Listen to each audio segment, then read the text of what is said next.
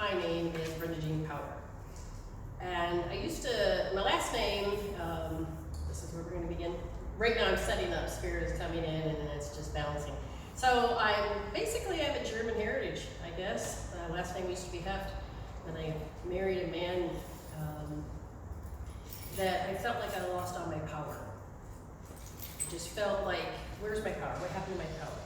And do you know what I mean by power? It's not, I need to power over anybody. It is, where's my voice?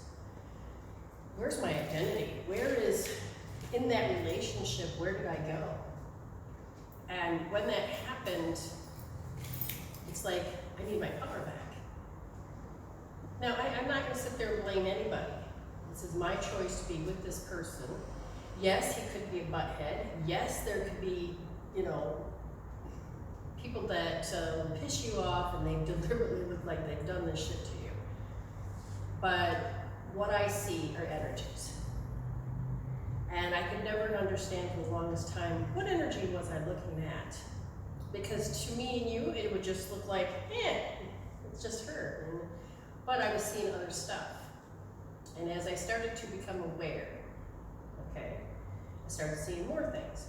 And you have to become awake, because if you're just going to become aware, it can scare you. It won't make any sense to you. We're used to, from the United States perspective, is be afraid of it. Kill it first, then ask questions. Not all of the United States, okay? And it's like, why'd you do that? Why do we have to do that? And Spirit began to teach me, okay? But just prior to that, I didn't have an identity. I grew up in the shadows of hiding behind my mother's skirt. I'd always be the best friend that kept her mouth shut and all of this other stuff. And what happened was that I really did not have an identity. And I can't tell you how important it is to have one. But you do have one. You just have to decide if you want your life force, your personal power, to be invested in the one you're living through right now. So I have been many tools that can help you get back to your authentic self. Your core essence is spirit and soul. We kind of got lost behind this humanism. We've kind of separated from our true nature of our energy. Where are we going? How are we doing this? We don't really know how to ask questions. We just know how to be in routine and programs. And when you start to awaken, it can get very frustrating. And so there are programs and dogmas and beliefs that we don't even know exist. If we fight against ourselves, our true nature of who we are, we can create conflicts inside of ourselves. And if we keep living those identities of pain and suffering and negativity, and that I have to do this and I have to be that, regardless if you're in fight, flight, freeze, or fawn. These are our reactions. This is how we've learned to survive. If your body is talking to you, you're like, oh, I got gas. That could be a good sign, but sometimes it could be, I have aches and pains. I just have aches and pains. What the heck could it be saying to me? A lot.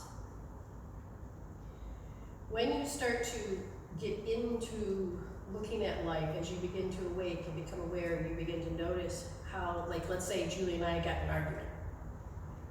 Each of us are losing power to protect ourselves. We'll put on walls. Or if she's got a strong stance, she's just going to come out and beat her. Whereas I may go into my stance of, yeah, whatever. But what happens to the energies?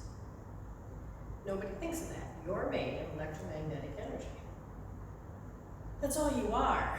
So when I'm reading the energies, I'm reading the electrical magnetic currents that go through your body that tell a story, and it's related to the meridians. Now the meridian is one long meridian that runs through the body. But we divide them up and call them my liver meridian, my lung meridian, my heart meridian. But each of those segments of the meridian cold emotions. The liver's all about anger. Gallbladder's about, I'm gall, can you believe that? I resent that, oh my God. Oh my God, I can't make a decision, should do this, no, I should do that. But you are this big ball of energy that go through emotions. I mean, we have this thing inside of us that can be broken down even smaller. Taking those meridians and breaking them down into what's called elements. Wood, fire, earth, metal, water. And each of those have what they call a specific emotion that backs them up. So I came in through grief, which is a lot of metal. And that's along the large intestine. Large intestine, can't let that shit go. Seriously. And the lung is that grief. Now, lung is that first part where you're supposed to take in life. Your body will measure time, create your reality based on how you can tell the differences between the pictures you create about that it happened when you were 3 versus what you had for yesterday's supper. It has the ability to measure. And it measures it through emotions. It measures it through pictures, good or bad. But if the frequency of 500 or below, 500 is love, most of the time your frequency drops. When it does, this is where your lessons of life starts to come and kick you in the ass. Why the hell is this happening? Now, if you were to react and respond, because that's your coping tool. Now think about it. You were all babies once. You may have been around babies. You may have your own babies. But what is the first thing they want you to do with that baby? Let's soothe that child. Let's give that child the ability to what? To cope, to soothe. What if, in a society, we never taught that? We're never taught. Here, take a bean. Go sit in the corner. I'm disciplining you. We've had dogma through time of how to be mothers, how to parent, how to react to our sisters and brothers, and how, but this is where you gotta decide. Who do you want to be right now? Because that's all there is. And usually people will come to me and I can link it back to whatever's going on with them from the time of conception up to the age of 7. These would be your first moments. These are also markers. If you're going to have an experience at the age you are now, you're going to have the very first experience between those ages. You've seen it, you've witnessed it, usually with an emotion and a reaction, a conditioning process. It can be from family, churches, it can come from schools, you know, however you want to do it. But the thing is that we have the ability to measure this time, but we don't think about the states of mind. And as I started to dive deeper into, there's a core essence of who you are. So I seen all these energies. But yet it wasn't communicating with who you are, right here and now. I'm looking, well, it's not disconnected, it's strong. Why is this? And I would look a little deeper. And I started noticing the energy cords that go out to those ages.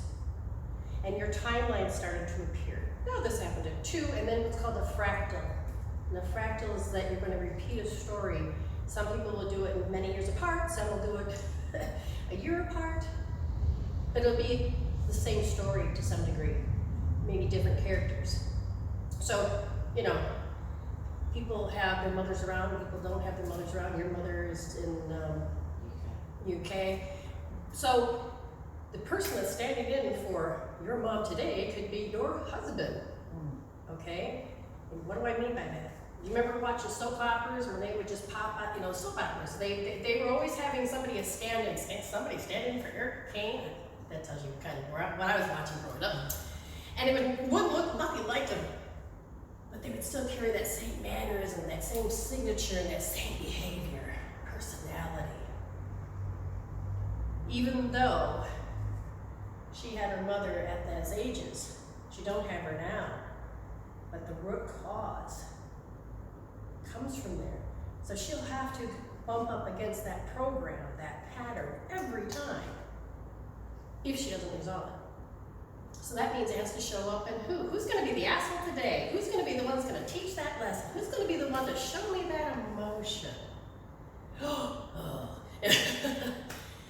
And those emotions, why do we need to see them?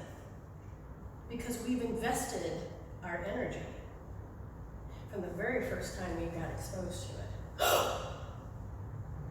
Now, you weren't in my life when I was 2, so you can't go, You're like, that doesn't affect me. But I was there, and it did affect me.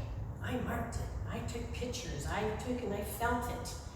In any type of emotions, I'm so angry, usually the end result is something from the past. That's how you get an emotional sensation. It's an end result of a life experience that's trapped. It's going to be a continuous story. It's unresolved. What are you doing? So you just think you're running around in life. He's an asshole. He's that. But how many times have you sat there and rehearsed a conversation with them and they're not in front of you? Okay, sometimes we do that. And how many times have you run to the end of your timeline and hurt your own feelings because you're sitting there, I gotta think this through. He's gonna say this, I'm gonna say, oh my God, really? You would say this? Why are you crying? Because I hurt my own feelings because I lost in the battle in my head. So I need to rerun this because I have to be the one that's the hero or heroine. So we try to call that rational thinking. We try to do what? Why do we do that? Because we're trying to soothe ourselves. We're trying to cope, handle, deal, pacify. But do you know what the biggest thing we've lost? The ability to resolve. When you don't know what's going on and those emotions and energies are running through, you're going to go into fight, flight, freeze, and fawn, and you're going to go into survival mode, and you're going to drop away from your authentic self. You're going to drop away. That frequency is going to go down. You can't hear spirit. And you're doing everything you can. Now, some people will get stuck. They have found that when they take animals and they found babies, that their frontal lobe was damaged. They didn't have the ability to create a healthy life or to feed or care for themselves. Take somebody that does lobotomy, goes in, scrapes their brain. Your frontal lobe creates your reality. Your frontal lobe, when you go into stress, 80% of that blood goes into fight, flight, freeze. You have to be prepared. Do you have anything left to create reality? Most people say, well, I don't know how to create reality. Okay, that it means that you're not intentionally living. You're just letting your programs run you. I know you probably ran into people that you've tried to talk to and you're like, oh my God, I talk to a brick wall. They're the same, they don't get it. And that's what they're meant to show as that program, a robotic program. And if you become awake, you become more aware, and if you've got tools, then you're going to take action. The importance of this time, it is for you to realize you're not just a program. We need a certain amount of program. Now, have y'all heard about the ego? Okay, some people may have heard that you gotta kill it, squash it, get rid of it. Let me tell you what ego is. From information that always keeps coming to me, it's an electromagnetic guiding omni-apparition. It is the ability to bring through your vessel, because you being your ass in your own body, Every time you close your eyes, you're traveling. You are thought, your consciousness. You come back in, you reanimate yourself. Have you ever had that moment when you woke up in the morning and went, who the hell's in bed with me? Where the hell am I? Oh wait, it's my husband. Shit. Okay, yeah, okay. Back in my own body.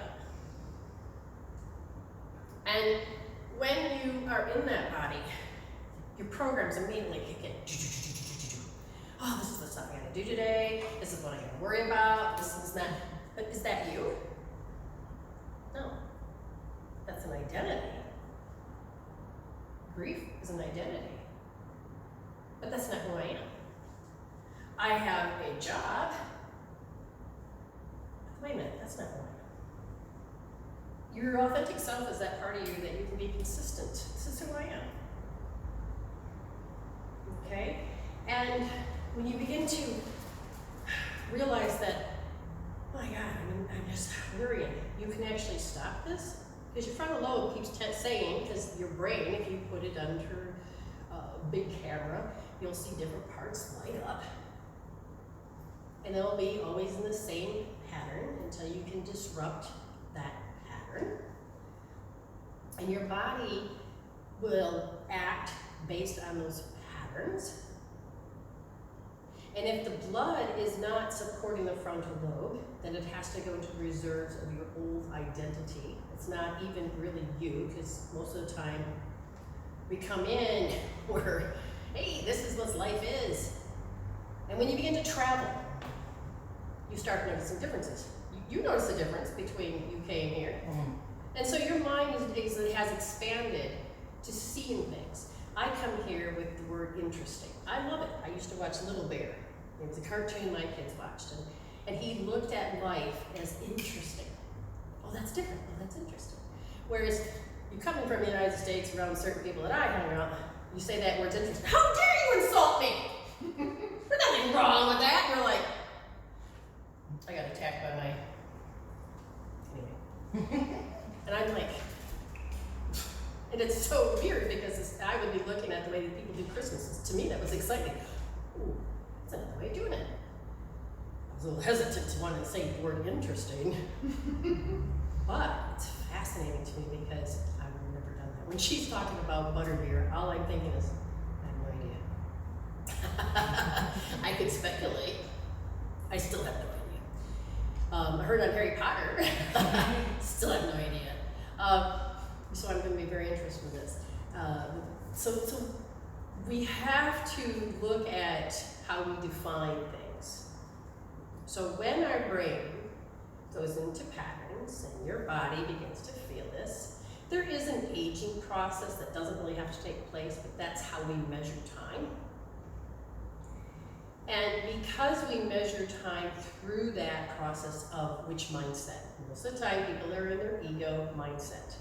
It's neither good or bad, it's there to create reality. But it's when you looking at reality, oh, I begin to over-identify with it. Do you know what I mean by over-identifying? Now this is interesting because when people are looking through their ego, it's no big deal. When they drop from that frequency at 500 and they go down, and they start to worry, their thoughts are beginning to be high beta, meaning our beta becomes high. And it starts to separate us from spirit. Oh my God, oh my God, oh my God. I don't know what to do because I'm really not sure what's going to happen. Oh my God. And then you're like, what? You're like, oh. And it won't make any sense sometimes because we have to delete, distort, and generalize. That's what we do. We take in this 400 billion bits of information all the time through our sensory systems. And we only take in actually 2 that we can consciously cope with. When some people's brains get into high beta, everything changes, the physiology changes. And they start to bring up their biography, their past. Oh my God, she's gonna hurt me because you remind me of, no, they won't tell you that, but they'll start putting their filters in front of themselves because they're trying to survive. What do I need to do? I've seen this before. So, as I'm worrying, my brain, my blood is going in, 80% of it's leaving. So I'm going to fight, flight, freeze. I'm looking through filters now that have to determine that this is how I define it. People with red hair today. I was going to say red hair, but She's got crazy hair. but you know, we take and we look at colors, and we don't even know it. Okay, little things. Okay, we'll go into that in a minute. They're switching gears in a second.